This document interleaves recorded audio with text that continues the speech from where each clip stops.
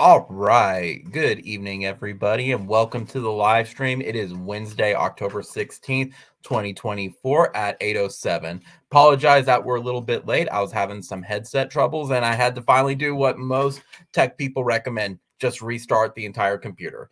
I'm joined tonight by Swiggy and Gavin.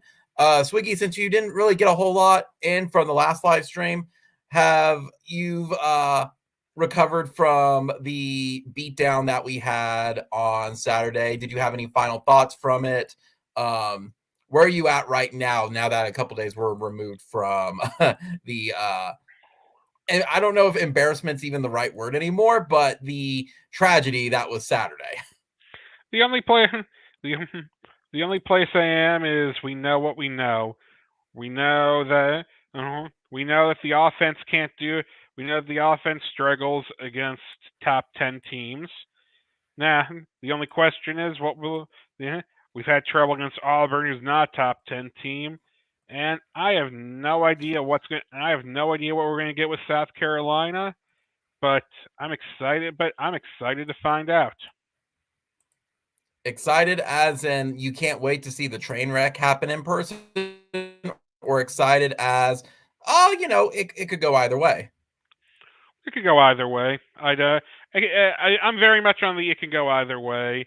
I don't because look, here's the thing. The gap between us and the top 10 is clearly sizable.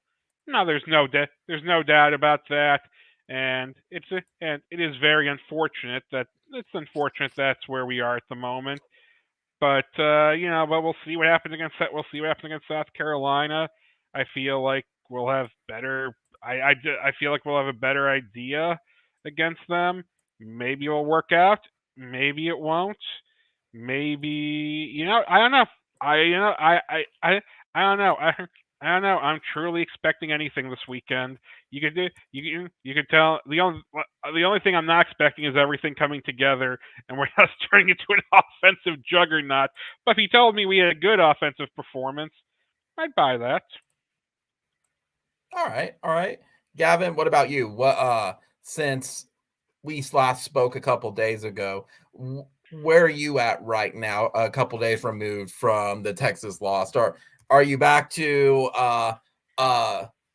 being level headed? Are we all on the same page? Are you still in meltdown mode? Where are you at the moment?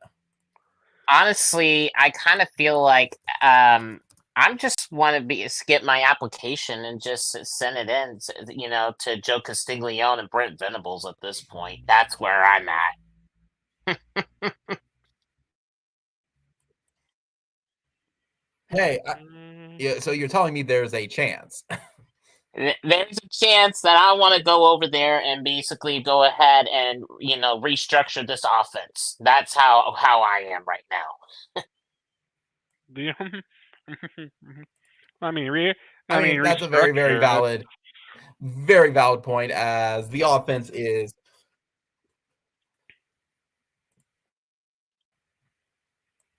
restructure it, get rid of it, burn it down, just the standard stuff. Just the standard Yep. stuff. I think I'm at where I was on Monday as well. I think I'm very much this is a, however you wanted to say it, judgment day, do or die situation. I think your entire season boiled down to comes down to this game. Whether you win by 1 point, whether you win by 5 points, it does not matter. It comes down to what you do this weekend. I think if you win this game, you salvage the season. You still go bowling. You're still above 0.500. If you don't, that's where the wheels start coming off at that point. Do players begin to opt out for the rest of the season? Do you get buy-in for some of the players for the rest of the season? Do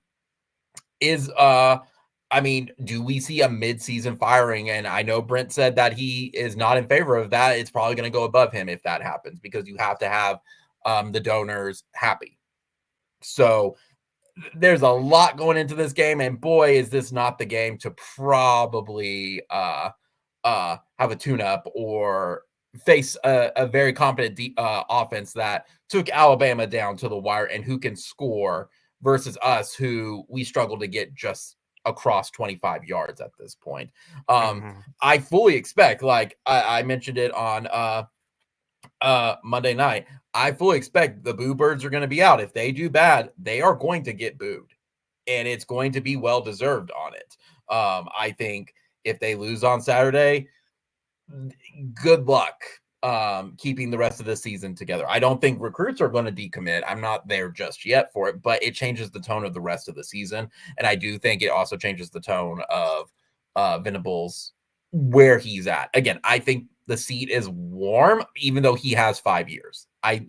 Venables is not getting fired anytime before 5 years, but I do think it's official. The sign is up. The warning signs are there. So that's just kind of where we're at the moment. Swiggy going. Yeah, you're breaking up. Into Saturday. What? Yeah, you're breaking up. What are you saying? South Carolina, it has a great defense. South Carolina can move the ball. What are you? Yeah, I mean, you're not coming in. I'm getting like every other word you're saying. Yeah, I am too. Man. Well, let's see. While Josh is having issues, I think I'll go with what I think he was asking. As far as well, South Carolina, they're not pushovers. Let's, I mean, honestly, they've done okay. They've done okay this year. I mean, they fought hard against a I don't know what they are, LSU team. They beat up Kentucky, but they got destroyed by Ole Miss, and they took Alabama down to the wire, but couldn't quite figure it out. But I don't know what Alabama is. But we don't know what Alabama is either. I mean, Alabama showed up for one big game, Georgia, and then completely lost it to Vandy. And I mean, we'll see. Oh, that is not gone. Look close though. Some Mets game is on. But we'll see. I mean, they have a good defense, not a top 10 defense. We'll see. We'll see. We'll see what we can do. Right now, right now Burks is questionable, and aren't we all questionable? Aren't we all day today? Aren't we all in that exact same existential crisis? Okay, Red, calm it down there. But you're right. The injury report was released earlier today, and Deion Burks is questionable. A lot of guys are still out, and then for whatever reason, David Stone is now on the list, and we're like, how did this happen? It's just the injuries, man. Like, if there is a domino effect of just injuries, like, it's just so bad. Gavin, what about you? What are you first looks at South Carolina? Again, they took Alabama to the wire. Swiggy and I watched it on Saturday, where if Alabama did not pretty much get it together in the last 30 seconds, they could have lost against South Carolina. Alabama didn't get it together. South Carolina was the one who didn't have it together. All South Carolina had to do was run any competent play, and they couldn't do that. I mean, at the end of the day, it was also if Alabama would have just needed, like you said, they wouldn't have even gotten to that controversy at that point. Okay, I'll be fair. I'm going to be very fair on that. I said it to you, Josh, on Saturday. I hate telling a guy don't score, especially if it becomes an 8-point game. Yeah. I mean, or even a 7-point game. I mean, it's a little different it'll be a little different if it was like a 2-point game or something. Then the plan is just go down, and that's smart. But I also don't like to encourage that because it's not cool. But I mean, it's definitely it's not. I mean, which actually kind of makes me wonder. If South Carolina wasn't going to let him. South Carolina wouldn't let him score there. But I was trying. That's like that'd be like a galaxy. That'd be universe brain move. But I mean, plus you think Alabama's defense should be able to hold. There wasn't that much time. Things just kind of worked out well for South Carolina, and plus, they missed the 2 point. They got the onside kick, and then all they do is get in somewhat field goal range. And yet, that was not the worst time management on Saturday. It was not. I mean, No, it's there was worse opportunities, and what's sad No. is OU's was worse, but then Will Howard's was worse as well. well, okay. But Gavin, One thing I want to say about that before we go to Gavin, the NCAA did come out today and affirm that for 12 men on the field, time won't be taken off the clock. I mean, which it shouldn't be. I'm surprised. I mean, NFL closed that loophole. I think the NFL closed that loophole years ago because that was the old Buddy Ryan trick where he just throw 12 guys out there because what's 5 yards if it takes time off the clock. I have to say, I am impressed that the NCAA moved this quickly on it. Like they moved so quickly on it, guys. Ole Miss is like faking an injury because going down. Well, because Ohio State complained, and I mean that's not why they lost. I mean it's just, I mean. It was just clock management. I'm not gonna go down like Ryan Day not knowing that the clock was going to run after that OPI call was bad. And him not taking a timeout was bad because he can always spike it, or you can plan stuff out. You can do things another way. I mean, I honestly, the offense Ohio State ran there, you had 1st and 10 at the 28. What the offense they ran there was the dumbest goddamn offense I had ever seen. And yeah, Will Howard should have gone down sooner. I'm not going to blame, but as far as me blaming people, Will Howard's at the bottom of my list. The Smith pushing off is at the top of the list. That no one knows, the coaching staff not understanding how time works is at the top of my list. The thing is, if Ohio State had just gotten off a field goal and they missed it, fine. I'm actually not mad about that loss because that's a close game. Defense is a problem, but you're in Oregon. The Big Ten is still in play. If Oregon wins the Big Ten, you're probably the second best Big Ten team this year, and I do think they're better than Penn State. So they're probably making it in. They'll probably be fine, but not even being able to get off a field goal attempt. Let me tell you guys, that is Ryan Day's America, and honestly, Ohio State has as much as I don't go hard on the Venables, just because.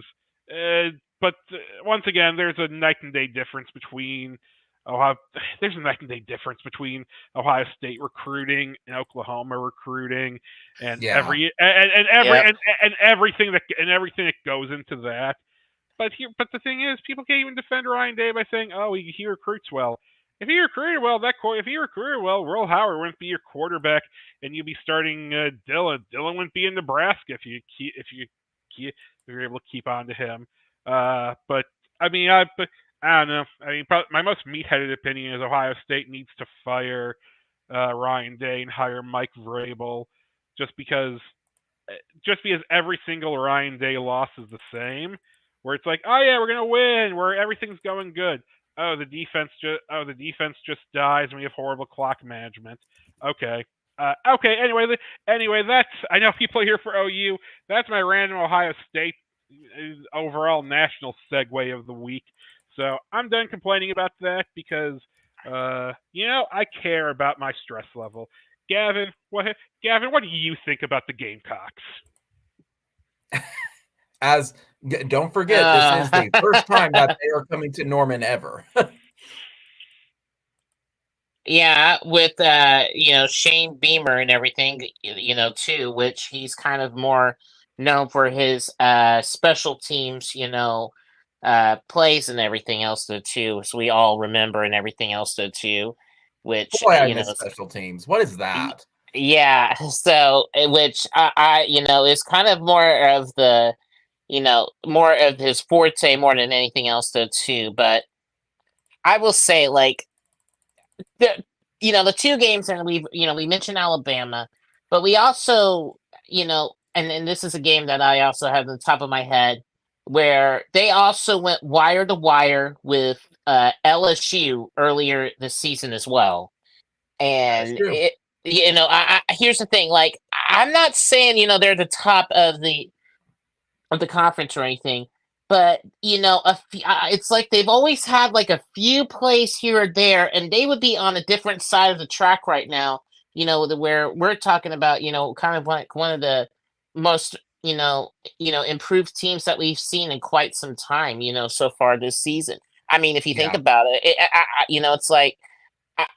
South Carolina, I think is a little bit, much more better than what people realize, honestly. Because look, at the end of the day, it's like how Brent Venable says, it's a results game.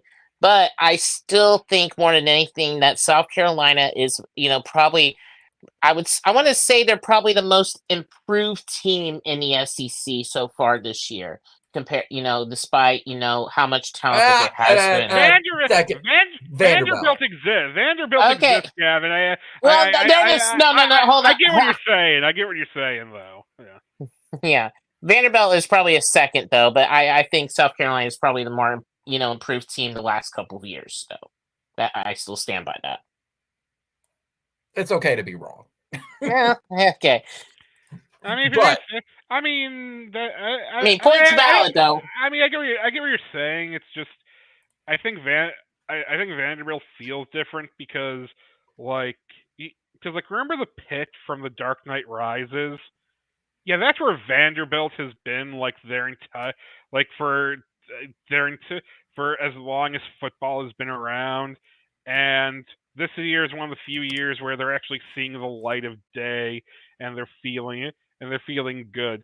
Now they're going to get kicked back down into that pit 300 style in a year or two, but yeah, enjoy it while you can. Yeah. Like I said, I think this is definitely a do or die week for OU. I mean, it's hard to talk about what OU needs to do right when everything needs to be done right. Like I'm a simple man. I just want us to get over 200 yards passing and running in the same game. I just want us to see us get 25 yards in a single instance. I just want to see us get a touchdown.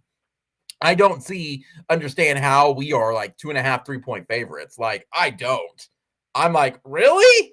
Are we really? And we are. And that has to be solely because of the home team. I understand the defense will probably be much better against South Carolina versus against Texas at this point, because the thing I'm worried about is going into the game that South Carolina is going to mirror exactly what Texas did, is that they're going to, what's it called? Just put two spies in the backfield and dare us to throw it. That's what I'm worried about. And then none of us getting momentum yet again for that. Because it looks like I would assume we're not getting any of our players back this week. So why should they get them back?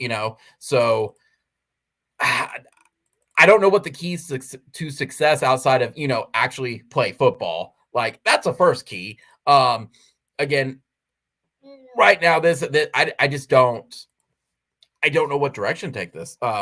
Gavin, what do you think? Like, is there something that's not being covered? Do you see a weakness with South Carolina? Is there something that South Carolina does outside of being a little bit over aggressive on plays that you think we could exploit that would benefit OU? Because I feel like South Carolina, as they are right now, I'm not talking as a full body of work, but as they are right now, I think they're closer to being the upper half of the SEC versus the bottom half, like Florida or Auburn, for example. Yeah, I mean, that's kind of the point of, it's like the point of emphasis I was saying earlier. I think the other thing too is when we get into the line of scrimmage, we need to make sure we know we're not. I don't know where his name is and everything on the defensive side of the ball, but they have like one of the better defensive ends and everything that he has. Number 5 as well over there. I didn't get a chance to do really any notes or anything, but That's okay. but it's just basically like keeping an eye on number 5. Basically, that's kind of his, probably one of the best defensive players that they usually have. It's been pretty good on the pass rush and everything as well too. But the other thing that I also have been at for the most part is that um, I think if anything, I would say the other part of it too is knowing, and I've already made an emphasis of this earlier. Shane Beamer, is well known for his special teams and everything. Mhm. So it's like, look, even if we do get the stops on third down, don't always assume he's just going to go ahead and punt or go for a field goal. You know, there's going to be a fake or somewhere within the punt or somewhere along the lines or anything that basically get us out of rhythm. That's Yeah. part of the Beamer ball style. It's like you'll basically pull all the stops and I think that's special teams are definitely going to be able to basically make a play at this point. So honestly, I would put much more emphasis on of all teams, the special teams, because they're going to be able to probably try and do some trickeration or a fake punt for a fake field goal to basically get a first down to either try and go for a touchdown or basically try to get a first down to basically keep the clock rolling. That's where I Yeah. look at it.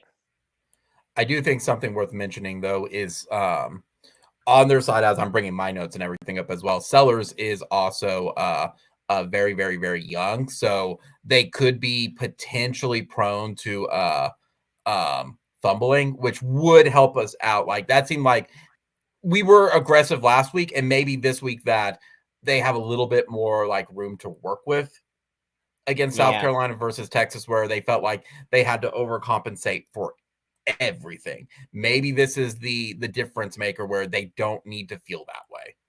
Okay. For that. Again, I don't know if that's how they feel at the moment, but yeah, I think again, I think the big one is OU's. I think a point's worth asking is OU's morale up to the task to be able to take care of South Carolina, a team you can beat. They're not world beaters, but they're also not bottom dwellers, but they are going to give you a challenge. Are they going Yeah. to be up for the task for this? On the See? flip side, is South Carolina also going to be pulling out everything in the kitchen sink against OU because they know they've taken LSU and Bama down to the wire and could have won those games if they weren't stupid. Yeah. I want to mention real quick, 80 to 82 Boomer Sooner here. No, I don't know if he was the one that pulled the Glock. This is kind of going back. He was the same defensive end and everything that got the 15-yard penalty for basically blocking the quarterback blind side, when they had the pick six, against LSU, and it was basically called back. That's who I was referring to earlier. So I want to just be able to clarify that for 82 Boomer Sooner. That's who I was talking about because he was an absolute playmaker against LSU, and he got the worst 15-yard penalty, that basically cost them the game. Doesn't that suck? Gavin, here's a question that's been revolving this week. Venables has already said that Michael Hawkins is going to be your starter this week. If Michael Hawkins is not producing, and the same question goes to Swiggy, but I'm going back and forth. If he's not producing, say at the end of the first quarter, where it looks like he's just too conservative, too timid, do you pull him and put Jackson Arnold back in?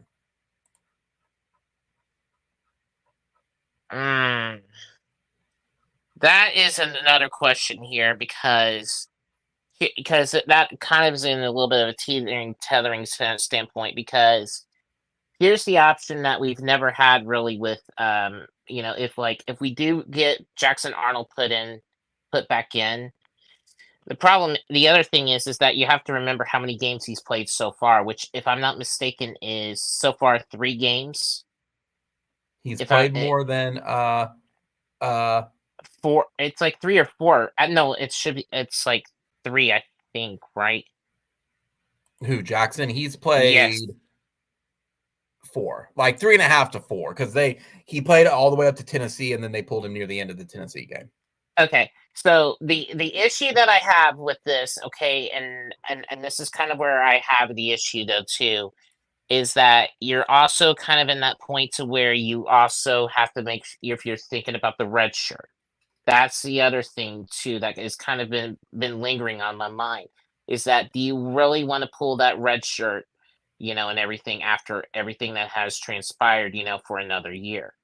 Yeah. I mean, look, that's kind of the other thing that I'm kind of at, because it's like, if we already know this was something like, where Jackson Arnold's not ready and needs another year or something, okay, fine, whatever, though, too. But, because the problem is, it's like, if you start putting them in and all that, you're going to be kind of the point to where we're already going to lose another year of eligibility, and then he's already going to be a junior. That's the kind of the other issue that I have. And it's like, just from that logistic standpoint, is it like, do you really want to risk that and everything to where he's trying to make too much all at once? That's kind of been the issue more than anything. And Jackson Arnold's been trying to force it too much, where Hawkins has been more of like, you know what, I'm going to just, okay, I'm reading my one receiver and everything, and it's like, okay, nothing's there, I'm running, and it's like, you're also kind of getting the whole progression and everything. So that's kind of the other issue, kind of the other spectrum of things too. So it's like I don't know if, like, because they're both not in that same ready category at this Yeah. point. I mean, I like both of them because they both have different play styles. But the problem is that, one has been part of the prep, and then two, I don't want to say we've kind of been luxurious in the quarterback position in a sense, but at the same Yeah. time, though, it's just been right now, we have just kind of been at this point to where we have a lot of inexperience in that position, which, has been, kind of hurt us, for the last couple of years, because it's always been much more of the leadership's, position We to where. haven't, yeah, I mean, we haven't had yeah, I mean, we haven't been this bad since, I mean, and On there's, offense, John Blake. Yeah, no, I mean, mean, yeah. I mean, the Blake Bell years were pretty bad, but Yeah, but we were still able to figure something out with Blake Bell. Even yeah. then, he was able to go around to another position. Like, we were still able to find the end zone. This is a little different. Yeah, so yeah, I mean, it's like more, I would say, kind of like more in the late, late '90s, with within the John Blake years. But but the point I just get emphasized more than anything is that we have just right now just don't have anything confident wise and everything. And honestly, I would just probably start looking at, if we can find something, from the quarterback coaching position, because Yeah. honestly, we really have not, seen any quarterback coach has been stepping in to doing all that. Because, like, let's face it, our OC, and that's like how we kind of talked about previously. Our OC is mostly basically a running back tight ends coach. And it honestly, it's like it's only going to be benefiting basically for those that are in the line of scrimmage, and the reads and everything that goes on for that we've seen in the quarterback play. Only doesn't really do a lot, basically helping out for mostly receivers and all that. If you would have the competent line to do all that, it would be one thing. But right now we have nothing really going on with the offensive line that can really basically give us that benefit. And the thing is that the offensive line and the defensive line is basically where you need to win the battle. And right now, we just don't have the firepower to move all that. And if anything, it's like we need to see what donors can be able to help step up to where we can get, what offensive line that we can. Because right now, there is no limit right now. So if anything, and I'm not usually the one to usually push this, but I'm looking at whatever donors that need to be going on and everything, and see what investment we can get to get, some of these offensive linemen to come to Oklahoma. Yeah. I mean, I know there's guys coming in, but it's also going to take time for guys to develop at this point on the offensive side of the ball for that as well. It's going to be one of those like, we need them, but they're not here right now. How can we at least manage through this game or limp through this game at this point? My question is going to be coming down to, I think our defense can handle their offense. Can we do anything? Is this going to be a sickos 6-3 game that neither side can either do anything? Because both teams needs this win desperately. I think South Carolina has a easier route to a bowl game than we do, but both of these teams need this for bowl eligibility. OU needs this for morale. I mean, it just keeps on getting like, which team is more desperate at this point? I think OU has the at-home advantage, but they played at Kentucky, they played at Alabama. I don't think that's going to matter to them at this point. No, and honestly, I mean, look, they've played in tough environments, and they've been able to prove that they can handle it. You know, if they had like maybe 2 or 3 plays that went their way, you know, they would have won. So honestly, I think South Carolina is going to come in, you know, very businesslike and not be very scared or intimidated by the crowd at all. Because look, Yeah. if you can go down to Bryant Denny and everything, and I'm not saying Memorial Stadium's a downsize. I'm not saying that at all.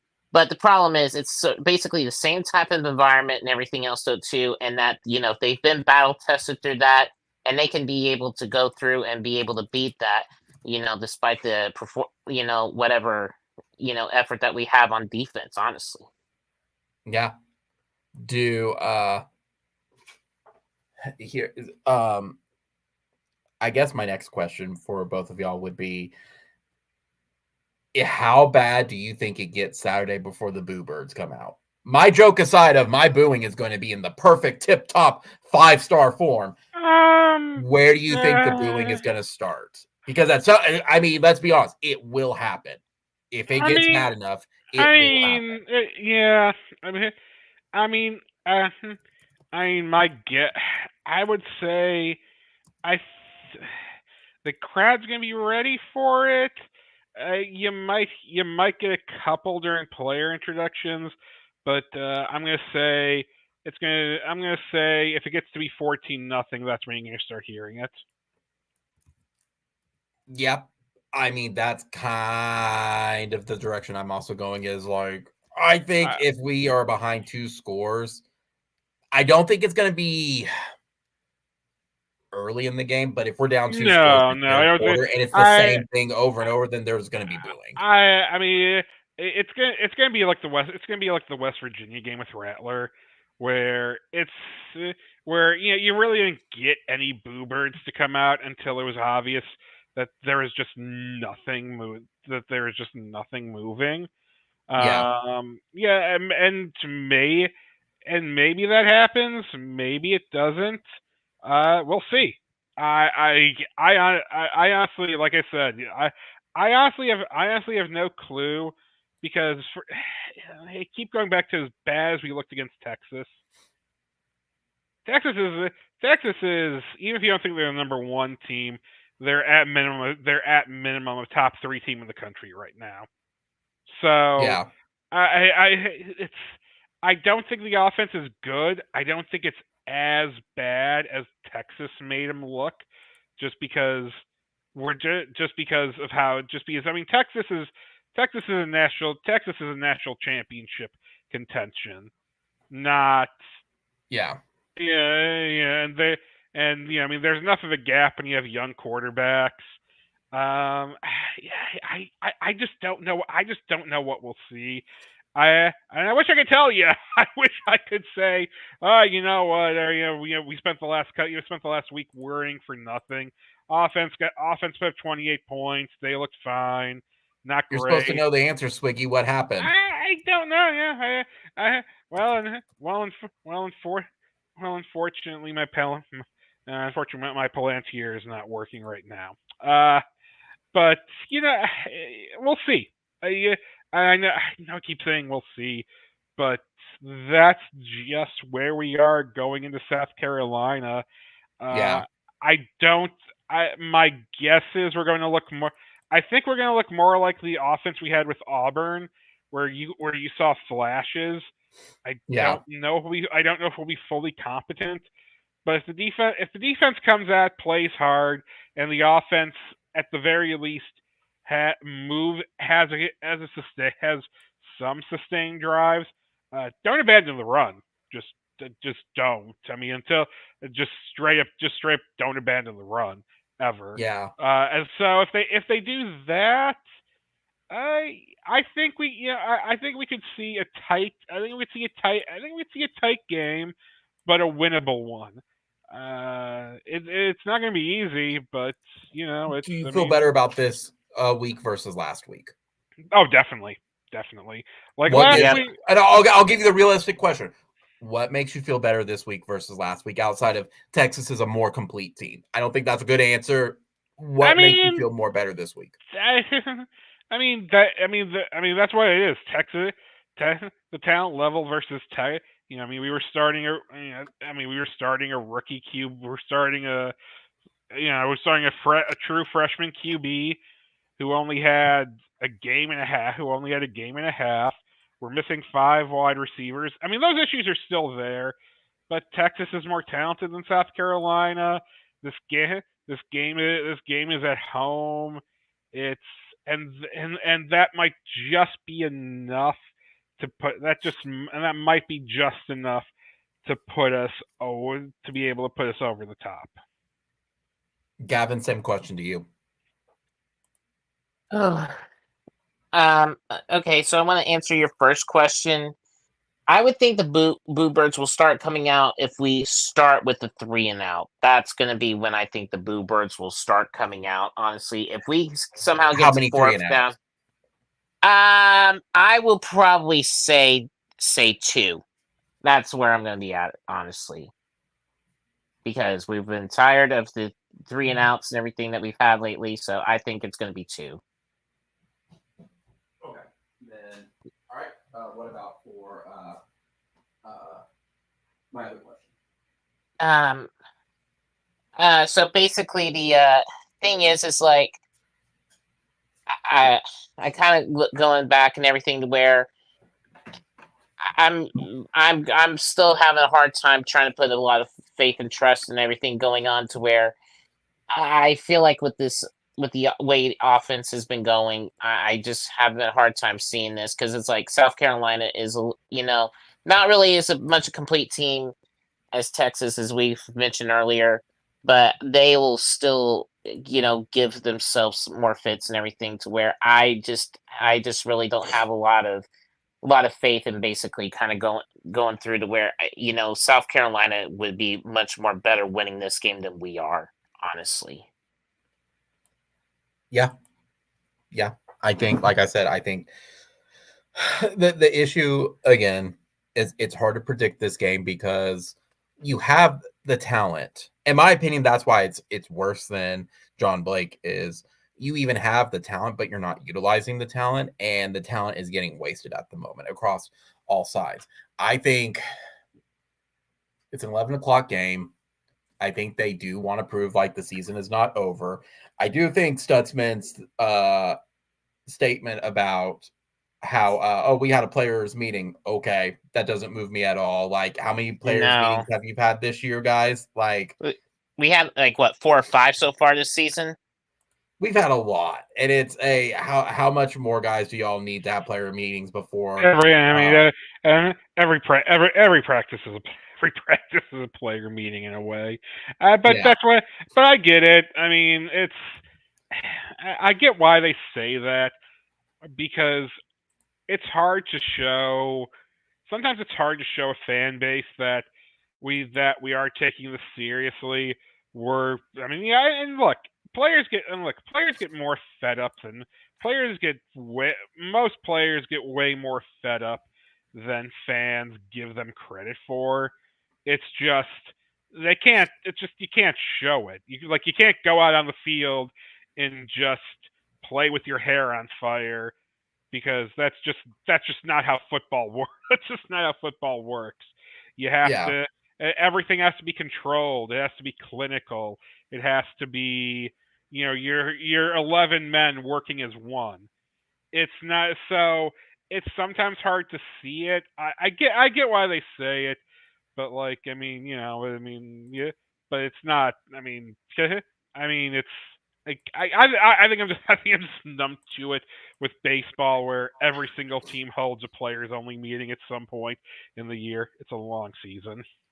Yeah. What I was trying to think really any more questions because, like I said, it's going to come down to are the players motivated to go out there and win it, knowing like what's in front of you that you probably don't have a chance. I'm not going to say they'll outright lose outside of probably Alabama and LSU, but and because at this point, and they'll win Maine, of course, but I'm not including Maine. It's a disappointment. I mean, it's a disappointing season. Now, everything they had in front of them, everything that they had was like kind of gone. So, I mean, Swiggy, what do you think the final score is going to be this weekend? You know what? I'm gonna be in the minority. I'm gonna predict an OU win. I'm gonna say 24-17. What gives you the confidence for 24-17? What's the one thing that think that this will push OU to be better than South Carolina?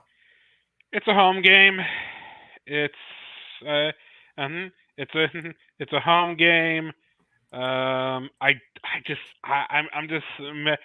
probably a fool. I just don't think the offense is as bad as we saw against Texas. I don't think it's going to be good, but I think we'll be. But I do think defense will be able to. I do think defense will be able to force some turnovers, and we'll have a better chance to capitalize on them. I just think, and I think this is, I think the pressure's on. I think everyone feels it. So this is kind of we're going ball. We gotta go. We gotta go all out. We gotta go all out with we gotta go all out with plays. Like if this is like if the like we might as well go down swinging, because at least we have a chance to win. Yeah, Gavin, what do you think for Saturday? This has been probably so much of a toss-up here to where you can make a case for either side and maybe get a win, if possible. But at the end of the day, I'm also kind of at the point to where I'm a fool for thinking this and everything, and I'll probably be the bigger fool. But I think and this is where I'm at. My head right now is telling me that South Carolina is probably going to win this 24-10, because honestly, they've kind of been in a little bit more better positions and have been better battle tested compared to OU. Because honestly, we have, it's like we've kind of just been nowhere to basically. We're so anemic and inept on offense. And the only reason why I put 10 on there is that the score will not come from. The touchdown will not come from the offense, but like from some sort of scoop and score or pick six. I mean, that's what I hope. I hope we get some type of points at this point. I've already been burned this season going with my heart on this one. I think South Carolina is going to win. I'll be there. I'll be with all the other fans. I'll probably end up booing myself for it, because when you make that much money, I have no shame in booing you. But I just don't think the offense has the workhorses to stop South Carolina. I think South Carolina's D-line is really good. I think their pass rush is very good. I was looking at stats earlier, and I just don't see a weakness that OU can exploit on the offensive side of the ball due to the state of the offense side of the ball. But we'll see. We'll see what happens Saturday. You know what my dad said, though? He said that if all else fails, guys, if they do win, we could have the best bowl game ever. I heard Oklahoma State's also doing horrible, and we could meet up in a bowl game together. And I went, boy, would that be the most miserable bowl game ever. Gosh, that bowl game. Oh gosh. But and it's like here's the question I would have, though, if you had that weird scenario. Where in the world would you want to be able to play that bowl game? Because honestly, well, there may be Chickasaw only Park one in bowl Oklahoma game. City, Gavin. Don't you know that? I don't know. I was gonna say, if there was only one bowl game, I wish we can have where OU and OSU can come together. It would basically be the Pop Tart Bowl. I wish it would be that bowl specifically, to where whoever wins has to eat the giant Pop Tart. I mean, the only ones that OU has is the Tax Act Texas Bowl and the AutoZone Liberty Bowl. I know. I'm just wishful thinking here. I know OU and OSU fans can come together for a giant Pop Tart. That's the biggest thing. That'd be great, but only winners get Pop Tarts. We're Yeah. not going to be winners. That's going to be the biggest toilet bowl in quite some time in state history, because both sides will be struggling in that game if that happened. Yeah. Besides that, I mean, even looking at the schedule this weekend, though, looking at all the other games and everything, there's not really like big games outside of Alabama and Tennessee. And what's the other one? There's one other game. I'll be honest, my sister. Georgia and Texas. Sorry, Georgia and Texas. Yeah, I was gonna say, yeah, like. Yeah, I mean, I'll be honest. My sister's coming up this weekend, so I'm honestly gonna be doing things with her, because I have too much respect for myself to watch. I mean, okay. I mean, Miami. Given how Miami's played the last two games, Miami Louisville has like vague interest. Nebraska, Indiana, there's some upset potential there. Let's see. Alabama, Tennessee. Very briefly, Swiggy. Mentioning. Okay. Notre Dame, Georgia Tech could get some play. Michigan, Illinois. Although honestly, if you want to talk about a 3-6, game, that's going to be a 3-6 game. Yeah. Let's see. Anything else? Other than? Let's see. Yeah. I'm looking. I'm looking. LSU Arkansas is always interesting. Always has the potential to be interesting. Even if I'm pretty sure LSU should just win that one handedly. Yeah. Then we got a Pac-12 Big 12 matchup, or basically with Colorado and Arizona. If you really love, and by love I mean hate yourself. 9:30 Central, TCU kicks off against Utah. Cam Rising man, let me tell you, some people spend 10 years in college, and Cam Rising is going to do it. He needs to do what everybody else does. Enter the job portal. Yeah. At some point, it's like, my dudes. I think that enter the job portal. I think here's the crazy part of it is, and I'm not saying this is all on Cam Rising or anything, but a lot of it too was because of, if you remember, when COVID hit and everything, they basically put in that extra year and everything. Because usually I think you have either like a 5th or 6th year medical red shirt and everything. But because of that extra COVID year and stuff like that too, back in around 2020, where people had the opt out or opt in, they basically gave everybody the free year of eligibility regardless. That was kind of the whole issue right there. And we kind of start to see, that sort of ugly head of all the extra eligibility is starting to come to fruition. We've seen it already. TCU made the national championship game with COVID super seniors. Stetson Bennett has national championships because he was definitely too old to be playing. He was definitely too old to be playing against Ohio State that year. But hey, it worked. It worked out for him. We've seen it.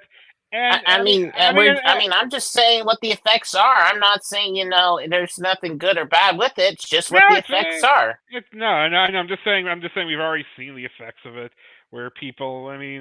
Honestly, I'm gonna be glad when all this. I'm gonna be glad when COVID eligibility is gone. I have no problem with them. I have no problem with the NCAA giving it out. I understand why they had it, and they definitely should have had it.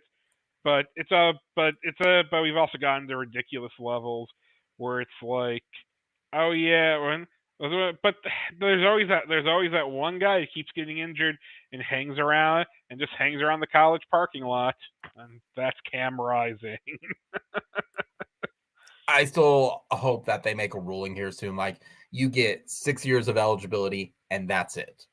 Regardless of what happens, regardless of the circumstances at hand, you get your freshman through your senior year, you get your one red shirt, and you get one medical. And the medical, realistically, then you only still have 4 or 5. But then the medical is your if you need to, and maybe even say you get in an extenuating circumstance where, like, you break your leg. Well, the first season, and then you break it again. Okay, we'll give that to you, but that's it. I cannot wait for that. I know that's probably going to be coming here soon. I disagree with 8-9 year players. Like, dudes, you should have your doctorate at this point if you're going to be in school that long.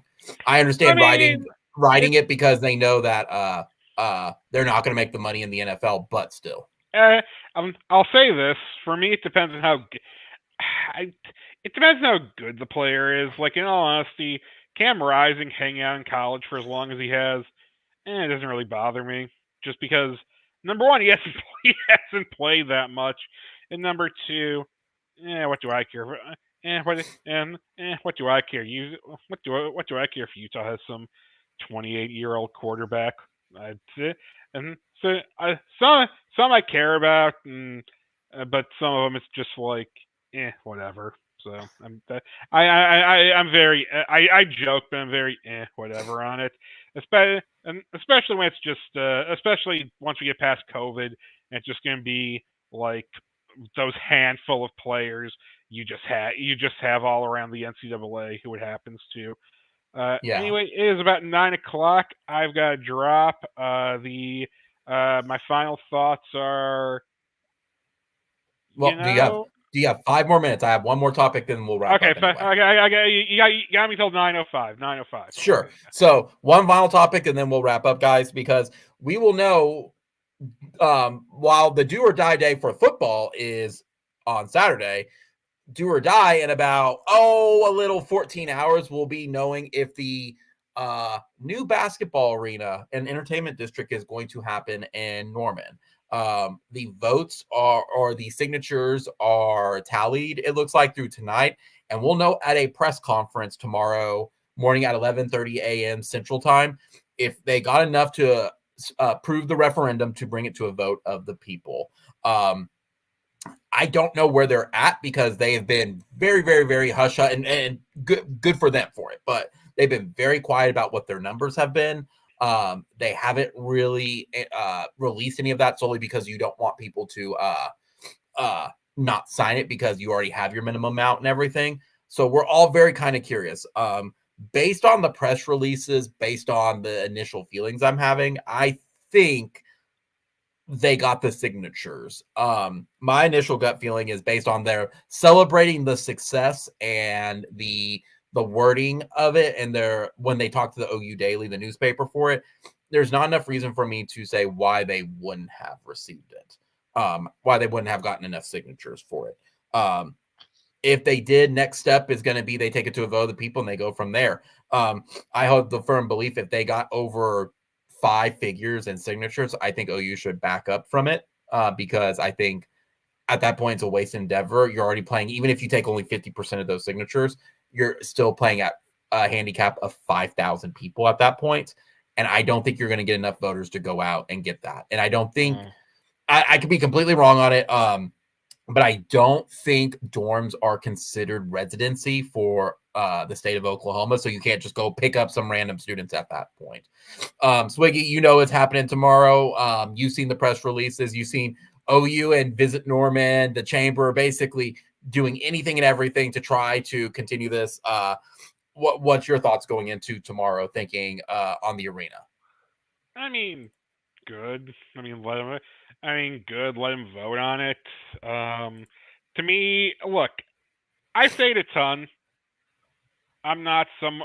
I said it during the Thunder situation where I very much don't have a problem with cities, states, anything building arenas. In a perfect world, the rich guys would build them, but you need places to do things. It's I don't think that there's no public good to be taken from arenas and stadiums and everything. But I'm Yeah. also very much of the opinion that you have to let that people should get to vote on it. And to me that's the thing.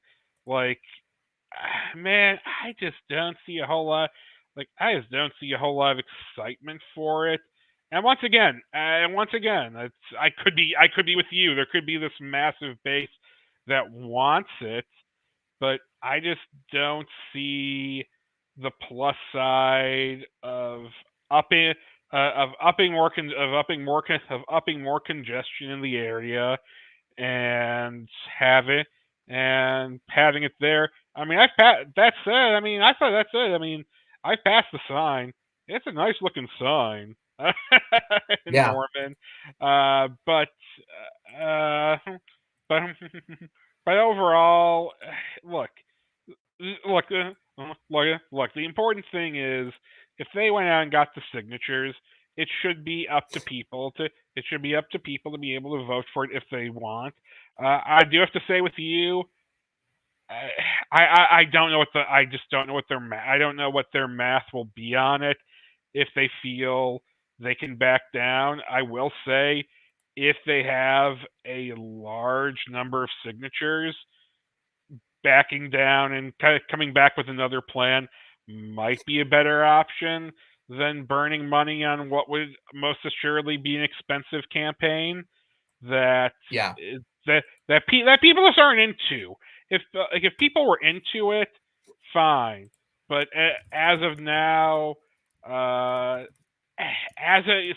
of now, that's a big pro. I didn't want to say it's a problem for them because I think it's because you know what? If you're that confident about your idea, then you should be able to convince people, but you should be able to convince voters that this is a great idea and it's going to benefit the city of Norman. Until and you have to do that. That's part of building these things.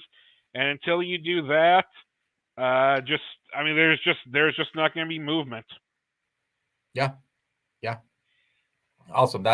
Thank you, Swiggy. I'll get Gavin's opinion, but I know you want to head off for. I think you got baseball, so thanks for hopping on, and I'll see you probably Sunday. Yep. See you probably Sunday. As I said, I think OU wins. I think I think we have some surprises in the old hat. I might be wrong. I hope I'm not, but we'll see. Yeah. Anyway, good night, and I'll talk to you. All right, see ya. See ya. Gavin, final thoughts. What's your thoughts on the arena at this point? Because to me, if you're having a public press conference on it, I think they have the votes for it. And I also want to mention too that a lot of people think that they were just going to get the minimum. I think they mentioned that they're almost approaching their goal. Common sense would be their goal would probably be double the amount of signatures. Even if you only take 75% of that, that's somewhere 13,000 signatures. That would say like we want to vote for it. And to get my opinion out there real fast too for it. I've said it many times on live streams before, but just to reiterate it, I can't vote for it. I'm not a resident of Norman, but I'm against the arena solely because I think they need the arena, but I don't think they need the entertainment district. I think the entertainment district is a waste of money. That said, I've always been in favor, regardless of even my own feelings on it. Give it to the people because at some point, $600 million plus is too much money to let a group of council decide. I know that goes into the what you generally believe into your politics of do you vote someone and to collectively make the best decisions for you or represent your whole at this point. Regardless of it, I think even when the state is saying if it's over something like it was something of like 10% or like over I think 100 million, it automatically should go to the vote of the people. I think you should be able to voice your opinion as a citizen because here's the thing, even if they're saying the TIF is going to pay for it, with all that money, that means it's not going into the city of Norman. It means the tax dollars aren't repeating. They're going to have to move some monies around to pay for labor. And guess what conveniently happens in 30 years once it's paid off? Hey, it's time to do maintenance on it, time to have the citizens pay for it again. That's why I'm like, I think it needs to be a vote solely for that reason. I will be happy with whatever they vote for because they were at least able to voice their opinion. But that's where I'm like, it's a little shady in addition to who's going to get a kickback from it at this point. Now, that all said, Gavin, I know you are also passionate about basketball, and I know also, though, you've been in the loop on some of the basketball things that are happening. What is your thoughts going into this game into the arena at this point? Where's your thoughts? Do you think they've gotten us signatures? Do you think they were just short? How are you feeling? What are you hearing, if you've heard anything? Well, no, I will say though too, like, I kind of have this feeling to where I think they might have enough signatures and everything at this point, but it's like, I think if anything, because it's like if you're having a press conference, I think they basically have the confidence to where I think they got the numbers and everything within all of this for the most part. So I really think that it's going to definitely be something to where they're going to be trying to do that. Now, for somebody from a basketball fan standpoint, it's like, look, if it was just the arena itself, I would be fine. And I'm kind of with you on this. You don't really need to have like a whole entertainment spot or anything like that though too. You can just have like the whole arena and everything you don't really need to go over and above and beyond or anything else so too. But but here's the other thing too, and this is something, and I'm kind of looking at this though too, like, besides from it just being having this with basketball and everything else so too, you're also kind of looking at like with gymnastics or other concerts and stuff like that, that could be benefit to Norman, to where it's basically like sort of like it's not only just for like OU, but you can have like stuff that is basically for non-OU stuff and everything, for concert stuff and like that and everything. It's like, okay, maybe that's probably be the case and everything else so too. Which is I kind of where I could see a little bit of both, where the city can maybe get involved with that too, but that is kind of charting into a gray area a little bit for the most part. Now, the only, and I'm trying to remember, okay, and the only thing I can think of in the top of my head, and I could be completely wrong here, but the only other example I can really think of is, I think, University of Louisville and their basketball arena too, because they have the Yum Center and everything, if I'm not mistaken, which I think that is off camp. I think that for them is off campus and everything too. And I think that's within the city and everything else though too. So if I'm not mistaken, and I could be wrong, but I think there has been a model there before, and Louisville probably has done somewhat of the same thing. So I'm saying it, but the problem is Louisville has a much more of a bigger market than say Norman, because Norman's more college town and everything, where Louisville is kind of more of a better metropolis, all that and everything else too. But I'm just saying it, it's not impossible, but it's like, I just don't know. I don't think Norman has the numbers to really work with that, compared to a Louisville or some big other big arenas, and stuff like that. So I think of anything to where it's like, from a wishful thinking standpoint, you want to be able to have the arena, but do you want to be able to help have to where you're kind of doing it for both for both a university and basically for the city to basically put in their two chips in the door. That's going to be the biggest issue. And the city having to pay through all of that, as well. That, I think, has been going to be the issue. Yeah, and I think too is I've been I had some other bullet points and everything about the arena, but it just goes down to, as well as, like, I don't have a problem with it being off campus. Like, at some point you are going to run out of space, because even for those of you who haven't been to campus in a while, you can't really expand north. You can't really expand east without starting to pay people to take some of those houses at that point. And you can't expand south because of Highway 9. And you can't expand west really because that's, I believe, like there's too many houses, sorority row, fraternity row, and everything at that point, Greek row. So you're kind of stuck at that point. If you move the arena off campus to and open up the Lloyd Noble area, you are able to do a lot more with the research area and put other facilities there at that point.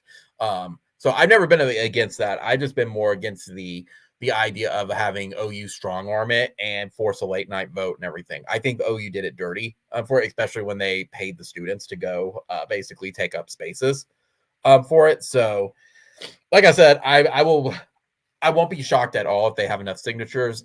I will be more surprised of because I don't know off the top of my head. I'm going to be honest. When the Norman like mayor election and everything is, because that also comes into play. If it's its own election on a rando Tuesday, which I think it is, I don't expect OU to succeed in that, and they just got to go back to the drawing board. So thanks everybody for joining tonight. Be sure to comment, rate, subscribe, like, hit the notification bell so you know when we go live, upload a video. Join us Sunday evening as we are going to recap the whatever result happens of the OU South Carolina game. If we win, we're still here. If we lose, we're still here. We're all going to have group therapy together otherwise. Gavin, thank you for joining me tonight. Boomer Sooner guys, only one. Keep the hope alive. Maybe we win this Saturday. Maybe we don't, but keep it alive. We'll all be in this together. It just may be a down year. So, Boomer Sooner guys, talk to y'all on Sunday. Later. All right. Fry that chicken now.